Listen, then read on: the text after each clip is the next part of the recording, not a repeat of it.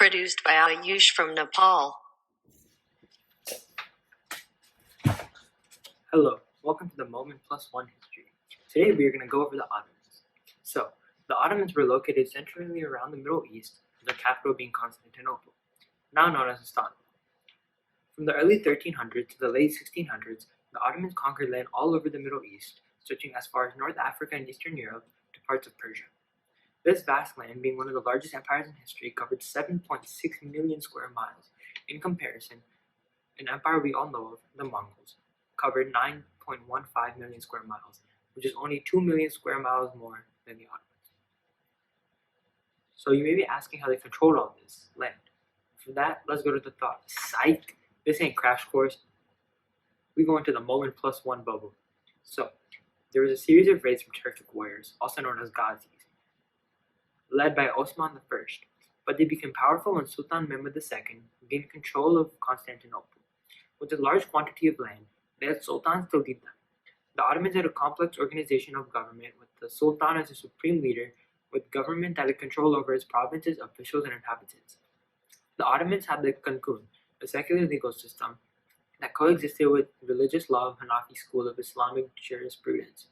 It was used because Sharia law lacked the ability to address certain matters such as taxation, administration, financial matters, or penal law. Throughout history, the Ottomans also faced many wars, the most notable being World War I. The Ottomans eventually fell due to the loss in the Battle of Vienna. Thanks for listening to the Momin +1. Green, Mr. Green. Boy, you thought this was Mr. Green. I'm his dad, Mr. Momin 2.0. The Ottomans started off as a Christian population but converted to Islam, more specifically the Sunni branch of Islam. They renamed Constantinople to Istanbul. The Ottomans let Jews and Christians stay in their empire, but their life was hard because if they could not pay taxes, their children were sent into slavery. The ruler of the Ottoman Empire was a sultan, who was backed up by a grand vizier, and that grand vizier was backed up by another vizier. In the Ottoman Empire, there were four social classes. The first class was the men of pen, or the scholars. A notable scholar was Ibn Kemal, who wrote the Chronicles of the House of Osman. The second class is the men of sword, or the warriors. The warriors were led by military leaders named the emirs. The men of negotiation were the merchants or traders. And finally, the men of husbandry, who were the farmers and artisans. In the Ottoman Empire, a woman's right and position was based on her religion and class. It was even possible for a lady to be the sultan in the Ottoman Empire, and a good example was when Hurrem Sultan, the wife of Suleiman the Magnificent, became sultan. And now to Mr. Rugraval. And welcome back to Crash Course Ottoman Empire. So hold up, this man just said Crash Course World History, but you guys need to remember this is Momin +1 World History. My name is Mr. R, and I'm going to be teaching you about economics and intellectual arts. So let's get to it. Come on.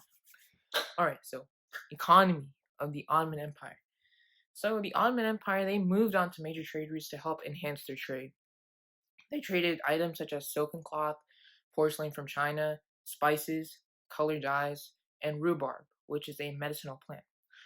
Their economy was an agrarian-based economy. This means that it was based off of agriculture, and most of their lands were dedicated to cultivating crops that were in demand in other regions. During this time, there were also taxes placed, so every transaction had a tax. This was between 10 to 20%, and the seller could only make 10% of the total profit.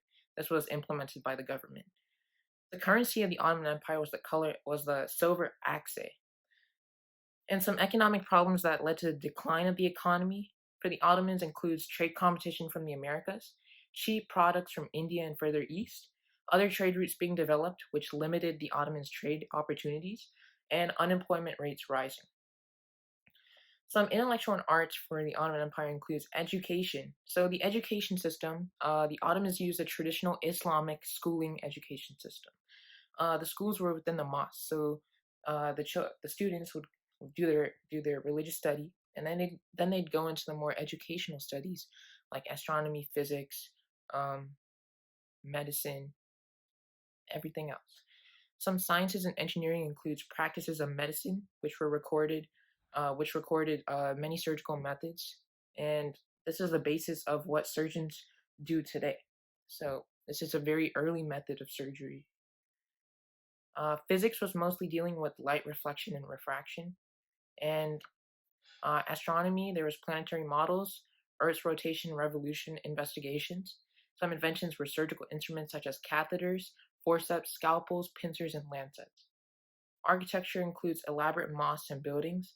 These were furnished with these were finished with painting along with marble finishings along the walls.